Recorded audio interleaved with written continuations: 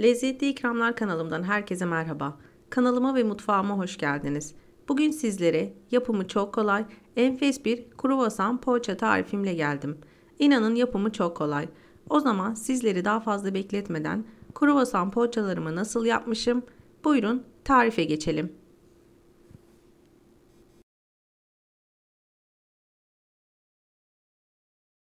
Tarifim için öncelikle yarım paket yaş mayayı yoğurma kabına ekliyorum.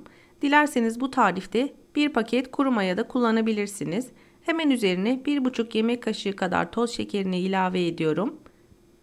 1,5 su bardağından az olacak şekilde ılık sütümü ve 1,5 su bardağından az olacak şekilde de ılık suyumu ilave ediyorum. Tarifimde kullandığım su bardağı ölçüsü 250 milim su bardağıdır. Tüm malzemeleri ilave ettikten sonra çırpıcı yardımıyla şeker ve maya eriyinceye kadar karıştırıyorum. Daha sonra üzerine 2 tane yumurta, bir tanesinin sarısını üzeri için ayırdım. Onları da güzelce çırpıcımla karıştırdıktan sonra ununu ilave etmeye başlıyorum. Unumu azar azar ilave ediyorum. Üzerine bir tatlı kaşığı kadar da tuzumu ilave ediyorum ve hamurumu yoğunlaşana kadar çırpıcımla karıştırmaya başlıyorum.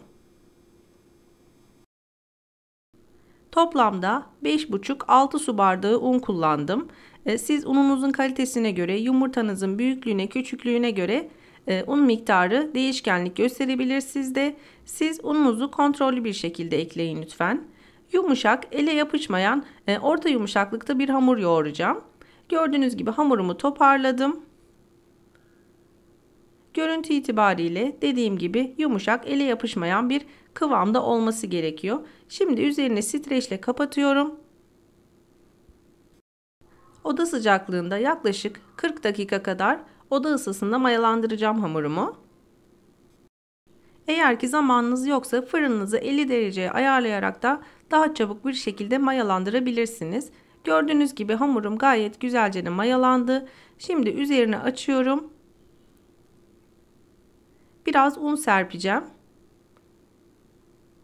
Ele yapışan yumuşak bir hamur olduğu için un serpiyorum ve daha sonra hamurumun mayasını alıyorum. Masama alacağım. Masamı da hafif unladıktan sonra hamurumu birazcık masamda toparlamaya başlayacağım. Hamurunuz mayalandıktan sonra mutlaka havasını alın. Elinizde biraz yoğurun. Aksi takdirde yerken ağzınıza maya kokusu veya ekşi maya kokusu gelebilir. Tadını alabilirsiniz. O da sizleri rahatsız eder. Gördüğünüz gibi hamurumu yuvarlak bir formda toparlıyorum. Daha sonra hamurumu eşit bezelere böleceğim ve bezelere ayıracağım. Hamur kartımla eşit bezelere böldükten sonra ayırdıktan sonra toplamda 12 tane beze elde ettim. Siz dilerseniz bu sayıyı daha düşürebilirsiniz veya da arttırabilirsiniz. Beni buraya kadar izleyen siz değerli takipçilerimden her zaman olduğu gibi yoruma kalp olur, emoji olur veya tarifim hakkında herhangi bir fikriniz varsa bunu benimle paylaşabilirsiniz. Hamurlarımın hepsini bezeledikten sonra dediğim gibi toplamda 12 tane beze elde ettim. Şimdi servis tabağı büyüklüğünde hamurlarımı açmaya başlıyorum. Siz dilerseniz daha ufak da açabilirsiniz, daha büyük de açabilirsiniz. Zaten daha sonra hamuru genişleteceğimiz için bu kadar yeterli olacaktır. Merdane yardımıyla gördüğünüz gibi yuvarlak bir formda açmaya başlıyorum. Dediğim gibi yumuşak bir hamur olduğu için arada bir unlamanız gerekebilir. Daha sonra ununu elimle gördüğünüz gibi zaten çırpıyorum. Açtıktan sonra kenara bırakıyorum ve diğer bezelerden aynı şekilde devam ediyorum. Tarifimde kullandığım tüm malzemeleri ölçüleri ve miktarları ile birlikte açıklamalar kısmına ekleyeceğim. Oradan bakarak da tarifimi güvenle deneyebilirsiniz.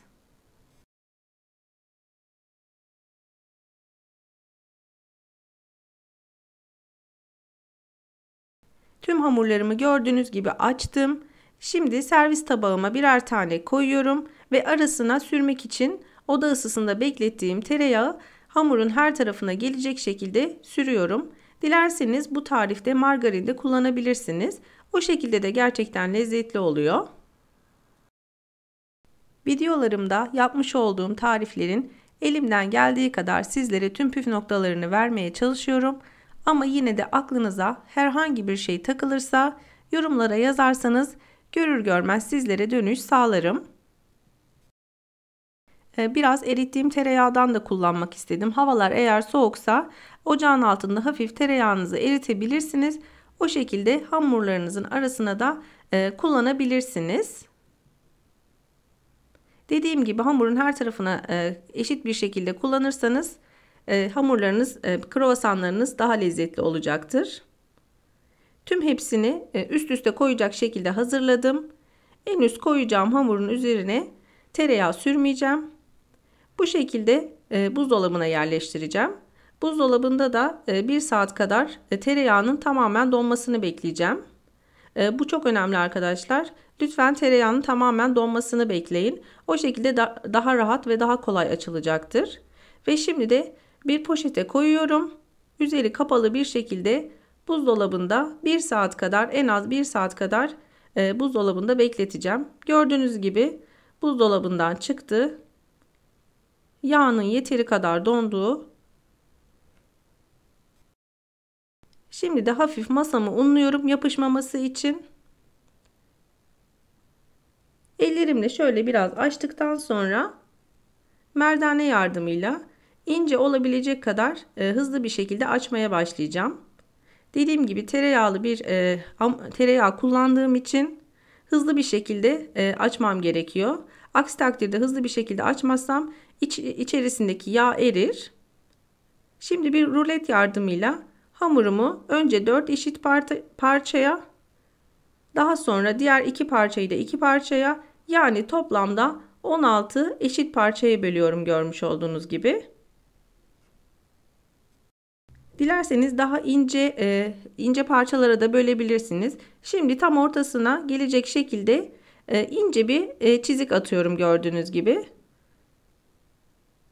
Şimdi bu şekilde sarıyorum.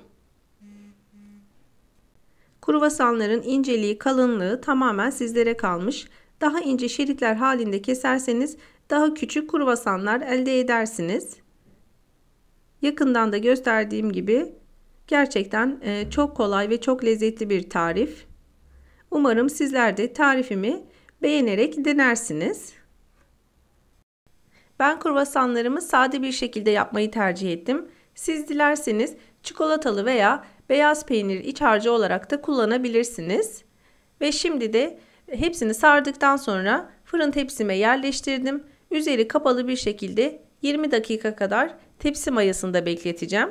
Gördüğünüz gibi neredeyse 2 katına kadar çıktılar. Şimdi ayırdığım yumurta sarısının üzerine 1 yemek kaşığı kadar süt ilave ediyorum. Ve bir fırça yardımıyla kruvasanlarımın her tarafına gelecek şekilde yumurta sarısını sürüyorum. Yumurta sarısını kruvasanlarıma sürdükten sonra 180 dereceye ayarladığım alt üst ayar fırında üzerleri nar gibi kızarana kadar kruvasanlarımı pişireceğim.